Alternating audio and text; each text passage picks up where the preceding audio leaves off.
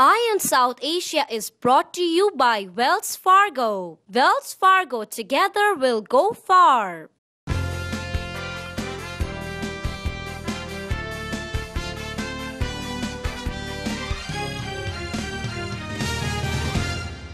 Welcome back to Eye on South Asia.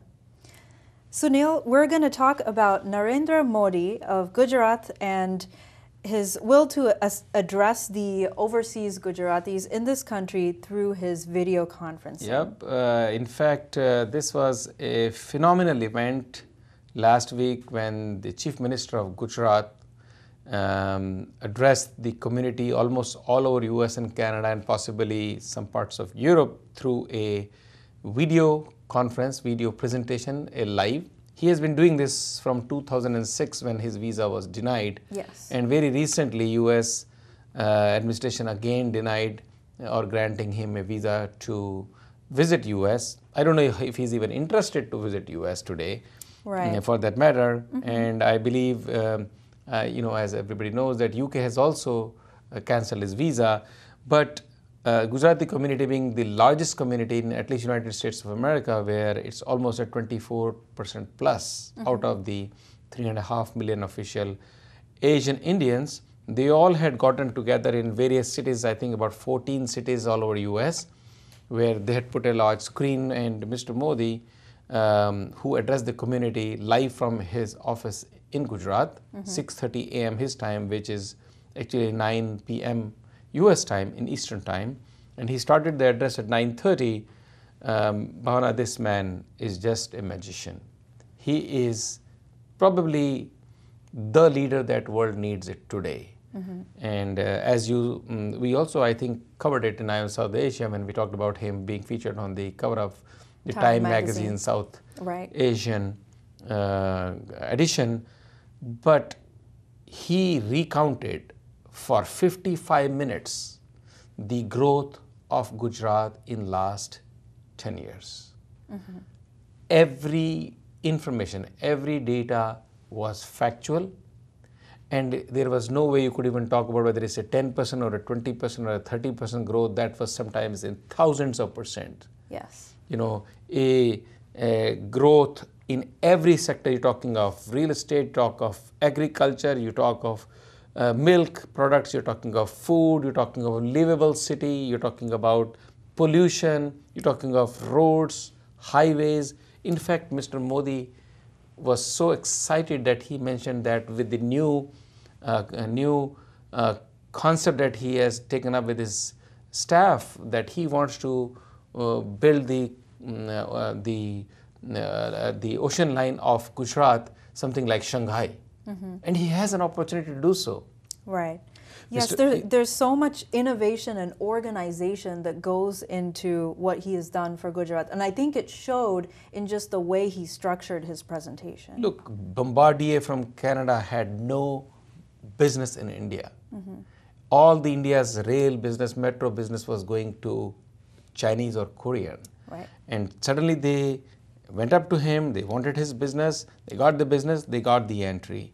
You look at hotel chains, you look at resorts, you look at, in fact, he mentioned the car manufacturing industries that they are set up in Gujarat. There is not a single car in the world where at least there is not one part that is manufactured out of Gujarat. And this is about a state which he humorously mentioned. On one side is Rajasthan, which is basically a desert. Yes. On another side is Pakistan, who is generally has been enemy to India. So he says, and being under these conditions, and on a serious note, when he talked about the earthquake that Gujarat faced, and there were hundreds and thousands of people lost their lives, and there was a huge loss in terms of real estate and the infrastructure. To come from that stage 12 years ago, 13 years ago, today, to be the #1 state of India, the #1 leader of India, and he is very clearly positioned today to be at least the top contestant for the Prime Minister's position in New Delhi, if he agrees to. Right. Now, that is something we'll watch as he goes. First, he has to face the election this year, which are going to be end of this year, and in Gujarat, which is a given that he'll be having a landslide victory. because India has typically seen in recent years they do not vote for anybody until they see their performance, and if that is the criteria, Mr. Modi has it in his hands. And as with any country, the economic status of their state or their area of leadership, reflects what they're capable of. And I think with Modi, it's a very clear, what he's done for his state. I personally think he is going to be making Gujarat something like Hong Kong, something like Singapore, right, and offer a huge opportunity to global community to even invest in that part of the world. Right, and it's even served as a sort of model for other states, Absolutely, even his detractors. Right. Even the detractors who are the chief ministers in other states take his example, talk to him, and discuss with him what all he has done and how he's gone about it. Right. In every field, again, like in medical sector, he has started like we have here in US 911 service, he has got a 104 call service whereby how many children have been born without being in hospital yet in their journey from home, in the womb of their mother, from home to the hospital. Yeah. Within no time the service arrives and fully equipped, and they were given a life. Electricity he talked about, today 24/7 power. There's no electric cuts.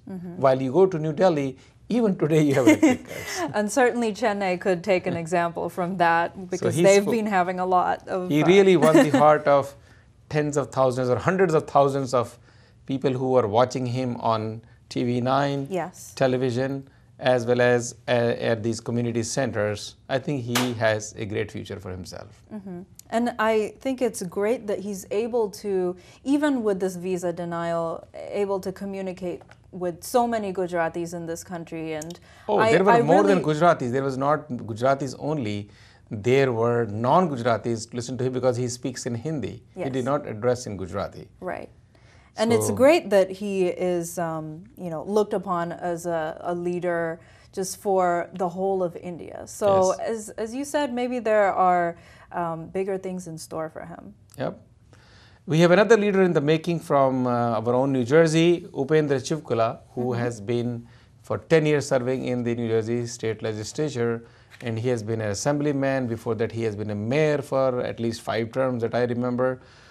He is thrown into the race and he's contesting for the position of congressman, and he is the real answer of Democrats. He's going to be uncontested in the primaries end of next month, and he's going to be contesting against Republican congressional candidate Leonard Lance, who has had his own challenges. It seems that not too many people are happy in the District 7 in New Jersey.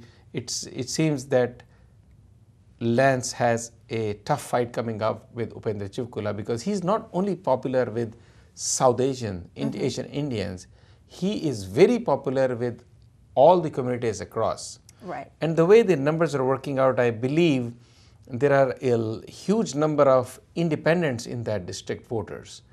And there is quite a close tie between Democrats and Republicans. And the gap that is between the Democrats and the Republicans, even if he gets 30% of the votes from independents in his favor, he's done.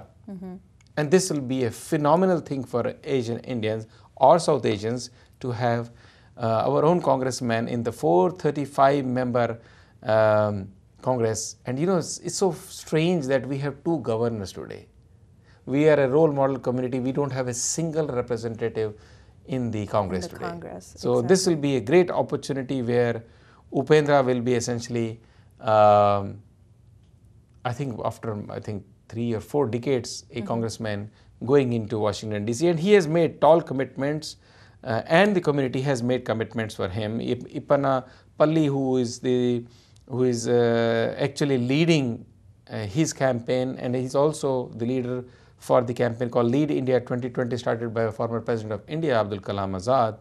He and everybody have rallied that there are 3 T's behind Upendra, which is time, talent, and treasure. They will throw everything behind him. So we'll follow him all the way to November and hopefully be at his party. Hopefully so, yes. We have some very interesting development. Again, like I was telling you a few weeks ago, I think there will be a change in the US attitude towards India. Suddenly there was a serious issue against H1, There was a visa denials. pretty big And- crackdown, I guess. So True. And now you see a change. Senator Cronin has come up with a bill which is called the STAR Act, Securing the Talent America Requires for the 21st Century Act. And he has come up with 55,000 bill to allot 55,000 more green cards. Now, we used to be talking about H1, which is a status given to professionals to be able to work here gainfully, employed legally. Right. And typically there are about 65,000 H1B visas, and there are 20,000 special B visas given, H1B visas given to students who graduate from US. But in this case, he has come up with 55,000 more green cards.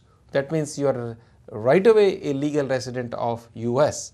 Right. And you can live here, work here, and the requirement will be master's and doctorate degrees in the fields of science, technology, engineering, and mathematics from American universities to remain here. That is absolutely awesome. And yes, you know, because it's actually with H1Bs when they were cracking down. I mean, when you're in an H1B status, you have to work several years to actually get to this green card phase. And not really. They are two different things, but H1B gives you a status to work here, but green card gives you a status to live here, to become a legal resident. You could be H1B today and you find a company sponsoring you for a green card, which the process you're right takes a little longer. But this act, it represents how America is waking up to what it should recognize: talent. yes, We need talent from wherever it comes, and that should be the criteria to make them a resident of this country, not just because you're born here and not contributing to the society. And he says very nicely, in the global competition for the world's best and brightest minds in the math and science, United States should take back a seat to no one. And for that, STAR Act will bolster this country when we have the best of the best talent coming to this country, whether it's through H1B or this 55,000 green card act, which he's putting into the market. exactly. I mean, everyone wins in this situation. It's the talent that's being brought from overseas as well as this country that can bolster, you know, its workforce. And They are not only from overseas. The requirement is they should have studied these subjects, in this case, master's degrees and PhDs from American universities. Right. So it's a perfect situation for them, so they're perfect creating setting. an educational base here Oh, as absolutely. well. That is So- what is required. We Yeah. need an educated America, a hardworking America, a manufacturing America, a caring and growing America. Absolutely. And you can see how Indians seem to be doing well. We have a very high number of student visas now being taken by Indian students to go to Australia. You know, for some time there was quite a bit of issue between India and Australia, and a lot of Indian students were being victimized for hate crime over there. Right. But now it seems to have subsided and they feel comfortable. That issue seems to have taken a back seat, and 8,000 Indian students have applied for a visa to Australia for education. This is great stuff.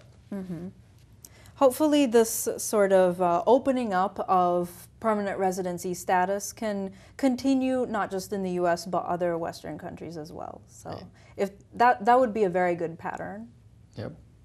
Bhavna, we have a very hot trending situation in Sri Lanka where the former Army Chief Sarath Fonseca is in a very bad health condition, and the president has been backed by the Sri Lanka's cabinet to release him because he's very ailing. He was arrested a couple of years ago by the current president because he protested and he was going against the current president.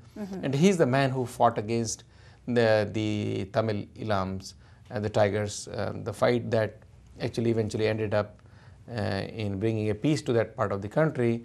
And when he took a stand against the president, he was arrested and his health has really, really gone down.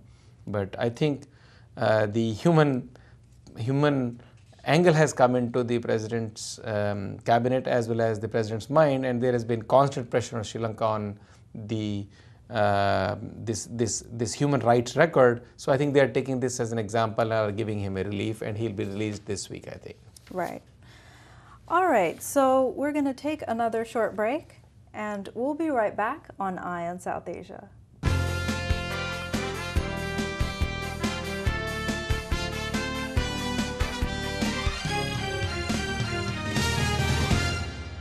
Eye on South Asia is brought to you by Wells Fargo. Wells Fargo, together we'll go far.